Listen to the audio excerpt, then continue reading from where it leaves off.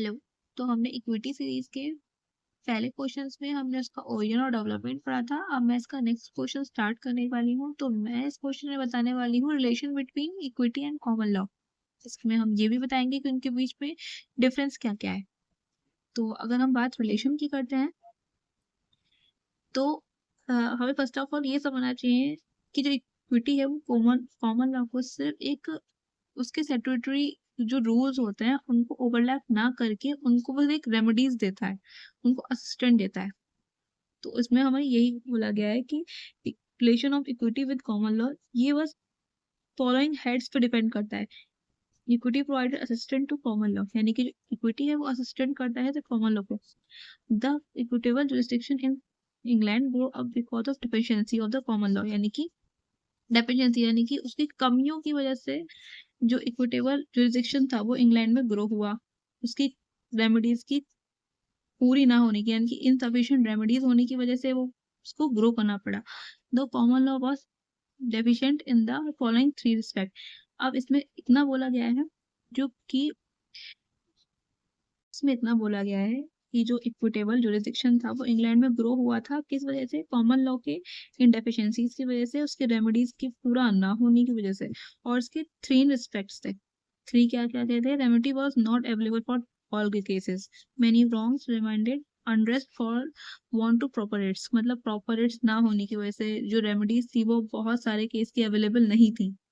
The relief granted by the common law was not always adequate, मतलब यानी कि बिल्कुल कंप्लीट या राइट, यानी तो जो ग्रांट रिलीफ हुआ करते थे कॉमन लॉ के वो पूरी तरीके से एडुकेट नहीं थे। There was no relief way of specific performance, special performance के लिए कोई भी रिलीफ नहीं था ऑफ द कॉन्ट्रैक्ट, जैसे लाइक इंजंक्शन के लिए या अकाउंटिंग के लिए या अपॉइंटमेंट के लिए या रिसीवर के लिए।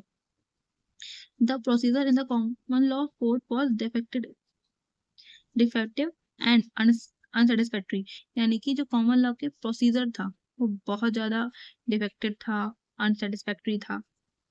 The inevitable result was that person who could not get relief in common law court presented their petition to the King Council.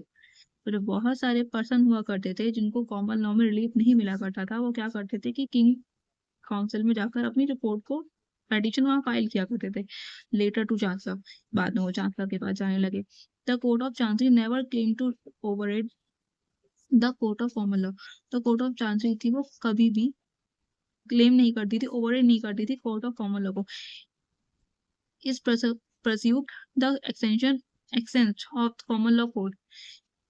It will therefore be noticed that the relation between common law and equity was not one of conflict. मतलब जो relation है equity और common law का वो किसी one conflict पर depend नहीं करता है, इसकी बहुत सारी वजहें हैं। इसका दूसरा पॉइंट देखते हैं। तो equity did not pretend to usurp the whole field of law but only a gloss of some part of the common law। जो इक्विटी है वो प्रिटेंड नहीं करती है इसके फुल लॉ को, बस वो क्या करती है इसके ग्लॉस देती है सम पार्ट्स पे। It did not touch even border of the law of crime, मतलब ये क्राइम का बॉर्डर तक टच नहीं करती है।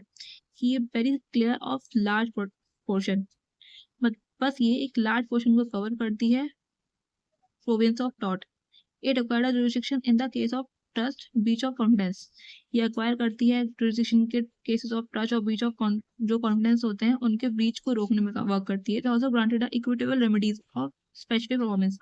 ये एक ग्रांट करती है, इक्विटेबल रेमेडीज ग्रांट करती है किन पे, स्पेसिफिक रिलीफ पे, स्पेसिफिक परफॉर्मेंस पे ऑफ कॉन्ट्रैक्ट पे, इंजंक्शन पे, अपॉइंटमेंट पे, रिसीवर पे, अपॉइंटमेंट ऑफ रिसीवर पे। But here again it only added the common law code. But क्या था ये एक ओनली क्रेडिट किसमें था, एक कॉमन लॉ कोड में। The common law recognise that trustee as the owner of the property. Common law recognise करता था क्या कि ट्रस्टी जो होता था वो ओनर ऑफ द प्रॉपर्टी होया करता था। Equity went a step further and said that the trustee was the owner of the land। Equity went a step further, जबकि इसके अलावा इक्विटी का क्या था कि trustee was the owner of the land but held it is the benefit of the statutory quid trust। This could not be done unless the common law exists। ये अब तक मतलब कब तक this could not be done, ये नहीं हुआ था unless जब तक कि common law exist करता था and the declared that trustee as the owner। तो ठीक है, इस टाइम पे ट्रस्टी को ही ओनर डिक्लेयर किया था।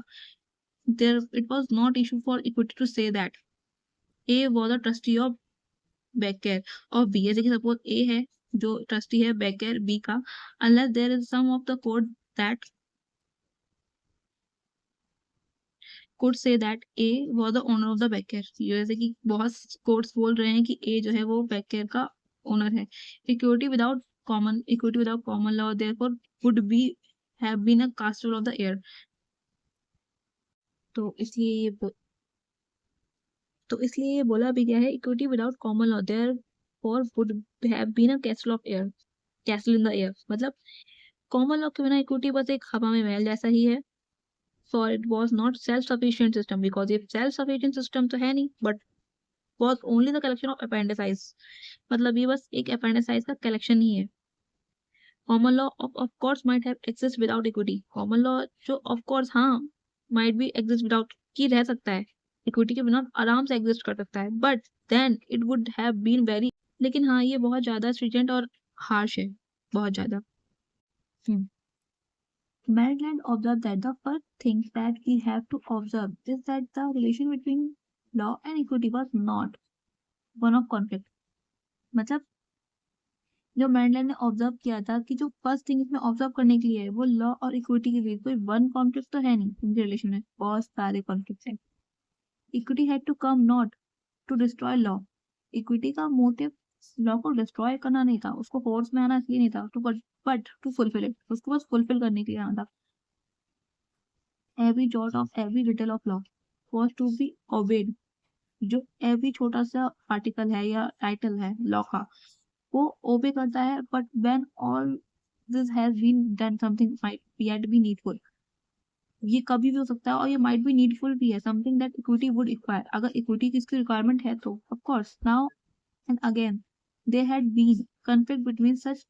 Conflict belong to old days. हम इस तरीके से बोल सकते हैं कि ये बहुत लंबे टाइम से, ओल्ड डेज के टाइम से, and up to centuries before the year 1875 of two system had been working together harmoniously.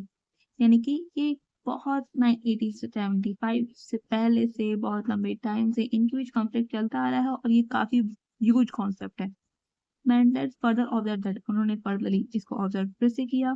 We what not to think to common law and equity of two diverse system. हम सोच सकते हैं और हम इसे नहीं मान सकते, out not to be think that the common law and equity of the two rival system, ये आपस में दो बहुत बड़े राइवल सिस्टम है. Equity was not a self sufficient system. Equity खुद एक सेल्फ सफिशिएंट सिस्टम नहीं था at every point in the presuppose and existent of common law. ये at every point presuppose and existent जब तक कि common law exist करता है अकॉर्डिंग टू लॉर्ड टेलवोर्ड. Now the equity is not a part of the law. Equity law का part नहीं है, but moral virtues which gratifies. इसके moral values बहुत ज्यादा gratified है. Moderate हैं, reform of virtue हैं, hardness हैं, और edges of law हैं, law के edges को सही करते हैं, and the universal truth. और yes, universal truth पे belong करता है ये. It does not assist the law. कि law को assist नहीं करता है. इसके according, law Talbot के according. Where it is defective and weak. जहाँ लॉ कहाँ लॉ जहाँ डिफेक्टिव होता है या वीक होता है वहाँ इक्विटी वर्क करता है. The equity therefore does not destroy the law, not create but is assist. Yes, equity जो है वो डिस्ट्रॉय लॉ को नहीं कर रहा है, नॉट क्रिएट कर रहा है, बट ये असिस्ट कर रहा है बस. In other opinion Lord Bacon भी कुछ अपनी बोलना चाहते हैं, तो वो कहना चाहते हैं चांसी इज. तो अब इतने सारे ओपिनियन के बाद लॉर्ड बेकन ने भी अपना ओपिनियन दे दिया है और उन्होंने कहा है कि चांसरी को बनाया गया है लॉ की इक्विटी को उसकी आपूर्तियों को नियुक्त करने के लिए, उसको लाया गया है लॉ को पर्याप्त करने के लिए, ना कि कानून को नष्ट करने के लिए. तो ठीक है, thus we can say that equity come not to destroy but fulfill the common law. ठीक है, तो दूसरी भाषा में भी यही बोलेंगे कि इक्विटी जो है वो डिस्ट्रॉय करने को नहीं बनाई गई थी कॉमन लॉ को, बल्कि उसे फुलफिल करने को बनाई गई थी, उसके एक्सटेंशन के लिए बनाई गई थी और उसको रेमेडीज देने के लिए बनाई गई थी. Distinction between common law and equity भी देख लेते हैं. तो डिस्टिंक्शन में कॉमन लॉ और इक्विटी की बात हो रही है, तो कॉमन लॉ ऑब्वियसली कहाँ एडमिनिस्ट्रेट होगा, कॉमन कोर्ट में, और इक्विटी कहाँ होगा, कोर्ट ऑफ चांसरी, ठीक है। तो in England the common law was administrated by the common court, in England the equity was administrated bye the court of chancery, the common law was older body of legal doctrine. Yes, ये बहुत older body है legal doctrines की। Equity was the modern body of legal doctrine, ये बहुत modern body है legal doctrine की। Common law was very rigid and narrow in providing remedies, वो बहुत रिजिड है, नैरो है, मतलब बहुत कम रेमेडीज प्रोवाइड कर सकता है। And so many wrong reminds unrest for bond to proper rates, इसके अंदर बहुत सारे अनप्रॉपर रेट्स है। Equity provided remedy for all the wrong, बहुत सारे रॉन्ग के लिए इक्विटी जो है रेमेडी प्रोवाइड करता है। It invented where it were there is right there is a remedy, ये इन्वेंट हुआ है रेमेडीज को राइट करने के लिए। In common law the relief granted by the court was always adequate, ठीक है। कॉमन लॉ में जो रिलीफ ग्रांटेड हो रहे थे वो जरूरी नहीं है कि पूरे हों और ठीक हों। Equity provide the relief of breach contract as it special performance in suitable cases, मतलब जो इक्विटी के केस रिलीफ होते थे वो मतलब ब्रीच ऑफ कॉन्ट्रैक्ट के बेसिस पे होते थे, स्पेसिफिक परफॉर्मेंस जैसे कि मैं बता चुकी थी, इंजंक्शन पे था, लॉ ऑफ कॉन्ट्रैक्ट पे था, ठीक है। लॉ में एग्जांपल हम कॉमन लॉ में एग्जांपल देख लेते हैं। A party could obtain only damage और ब्रीच ऑफ कॉन्ट्रैक्ट, एक पार्टी है जो कि बस जो ऑब्टेन कर रही है क्या, डैमेज और ब्रीच ऑफ कॉन्ट्रैक्ट, कॉन्ट्रैक्ट को ब्रीच करने के लिए act, but not is specific performance, कोई स्पेशल परफॉर्मेंस के लिए नहीं कर रही है। Common law always insist on the norm of law and legal justice, जो कॉमन लॉ है वो किस पे, नॉर्म ऑफ लॉ और लीगल जस्टिस की बात करते रहते हैं, गलत बात है। और equity always stand upon the conscience and natural justice, ठीक है। तो the common law could always refuse to take the recognise of the fiduciary obligation of use of trust, ठीक है। Fiduciary obligation of uses and trust को हमेशा deny करता है, refuse करता है।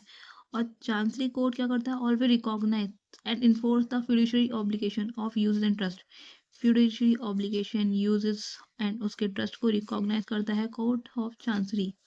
और common law act in rem, जो कॉमन लॉ है वो इन रेम है, equity was act in personam. Common law court merely awarded damages for breach of contract, ठीक है। जो ये क्या वर्क करता है, ये सिर्फ ब्रीच ऑफ कॉन्ट्रैक्ट की बात कर सकता है।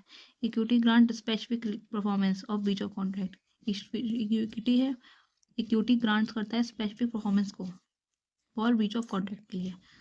तो हमने इसकी डिस्टिंग्विश समझ लिया, इनके बीच में डिफरेंट अच्छे से समझ लिया, इनके बीच का रिलेशन समझ लिया, यानी कि कॉमन लॉ और इक्विटी के बीच का रिलेशन समझ लिया। और कॉमन लॉ इक्विटी के बीच का रिलेशनशिप हमें पता चला क्या था कि हमें पता चल गया था कि वो दो पार्ट्स में है।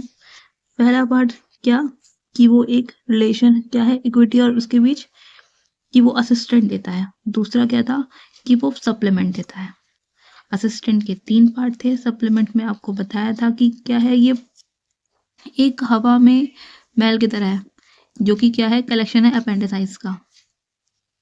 ने बहुत सारी चीज़ें ऑब्जर्व करी, इसलिए लॉर्ड टेलबॉट ने बहुत सारी चीज़ें ऑब्जर्व करी और लॉर्ड पॉकेट ने भी बहुत सारी चीज़ें ऑब्जर्व करी, और उन सब ने एक ही चीज़ बोली कि चांसरी हो या इक्विटी हो, वो कभी भी लॉ को ख़त्म करने के लिए नहीं बनाए गए हैं, उनको फुलफिल करने के लिए बनाए गए हैं। और इसका नरेशन यही लास्ट में निकल के आया है कि equity is not come to destroy common law but fulfil the common law. ये हमारा 3rd क्वेश्चन भी इक्विटी सीरीज का कंप्लीट हो गया है। इसके बाद में अब नेक्स्ट क्वेश्चन लेकर आऊँगी। अब आप इस सीरीज को कंटिन्यू रखिएगा और मेरी वीडियो के साथ बने रहिएगा। Thank you for watching.